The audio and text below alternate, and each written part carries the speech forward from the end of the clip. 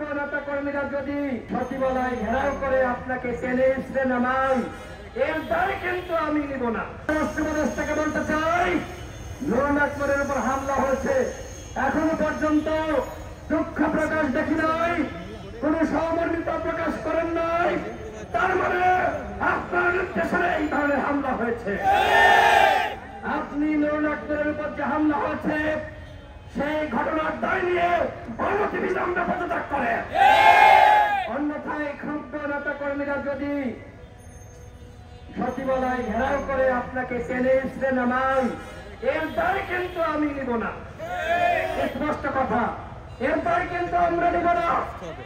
আপনার দায়িত্ব ছিল যারা এই ঘটনার সাথে জড়িত, যারা নির্দেশ দিয়েছে চিহ্নিত করে তাদের বিচার করা, তাদেরকে গ্রেফতার করা।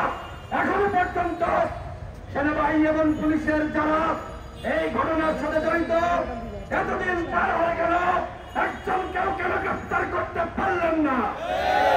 আমরা বারবার বলছি, সেনাবাহিনীর সাথে আমাদের বিরোধ নাই, পুলিশের সাথে বিরোধ নাই।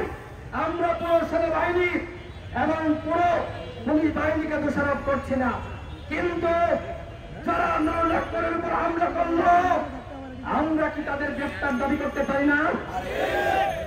আমরা কি বলতে পারি না এই ঘটনার দায় নিয়ে এই খোদাবাদ চৌধুরী, যিনি প্রতিমন্ত্রী পদমর্যাদা, স্বরাষ্ট্র মন্ত্রণালয়ে তিনি আসীন হয়েছেন, আমরা কি তার পদত্যাগ দাবি করতে পারি না? আমরা কি আইনজীবী পদত্যাগ দাবি করতে পারি না?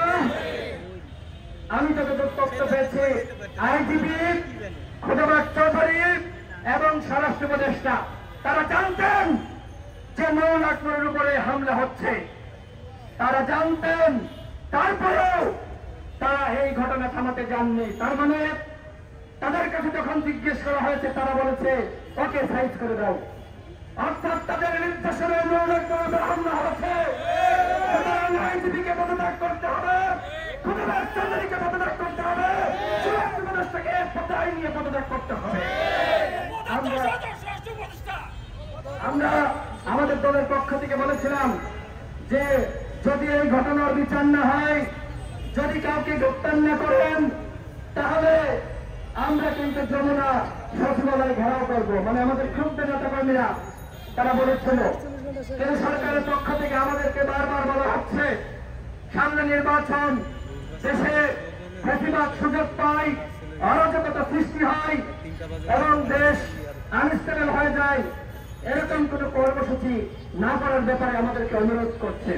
এই সরকারের অনুরোধ আমরা কত সময় রাখবো? আমার ভাই হাসপাতালে বিছানায় কাঁদছে, আমার ভাইকে আইসিইউতে পাঠানো হয়েছে, আমাদেরকে বারবার বলা হচ্ছে আপনারা শান্ত থাকুন, শান্ত থাকুন। সরকার শুধুমাত্র এই যে দুঃখ প্রকাশ করে তারা ক্ষান্ত হয়ে পড়েছে, তারা বলছে বিদেশে চিকিৎসার জন্য পাঠাবে।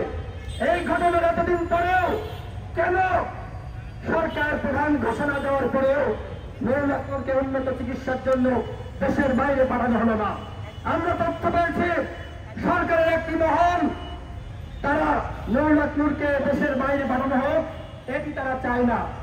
যদি নুরুল আকবর চিকিৎসার জন্য দেশের বাইরে যায়, তাহলে পুলিশের, সেনাবাহিনীর ভাবমূর্তি নাকি ক্ষুণ্ণ হবে। আর এই জন্য সরকার প্রধান ঘোষণা দেওয়ার পরেও এখনো পর্যন্ত গড়িমসি করা হচ্ছে। এগুলো কিসের নমুনা?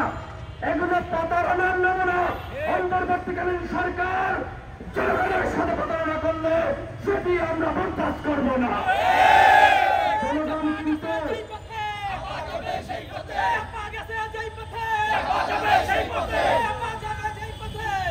জনগণ কিন্তু আপনাদের উপরে ভরসা হারাচ্ছে, অনাস্থা তৈরি হচ্ছে।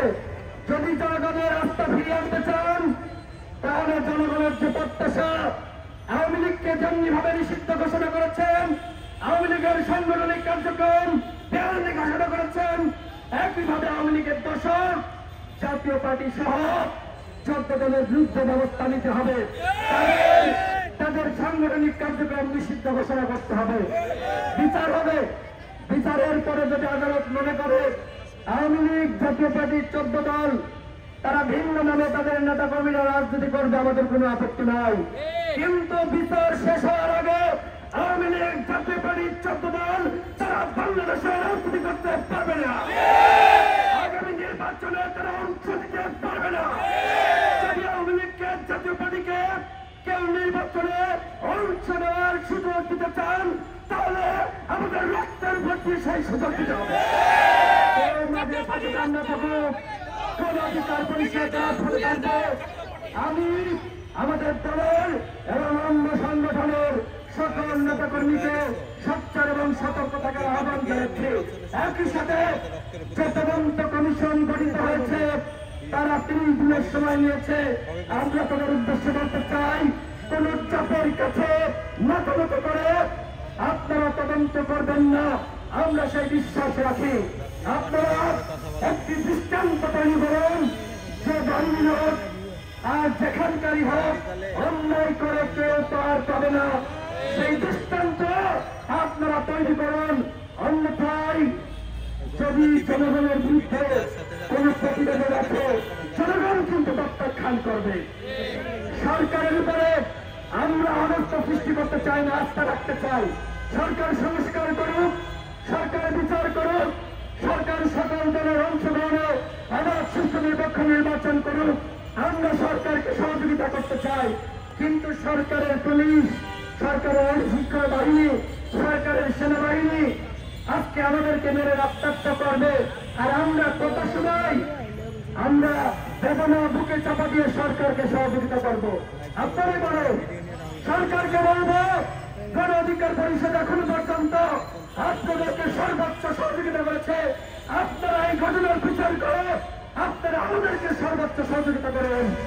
কোন অভ্যুত্থানের সরকার ব্যর্থ হোক আমরা সেটি চাই না। ইতিমধ্যে আওয়ামী লীগের মিছিল বড় হচ্ছে,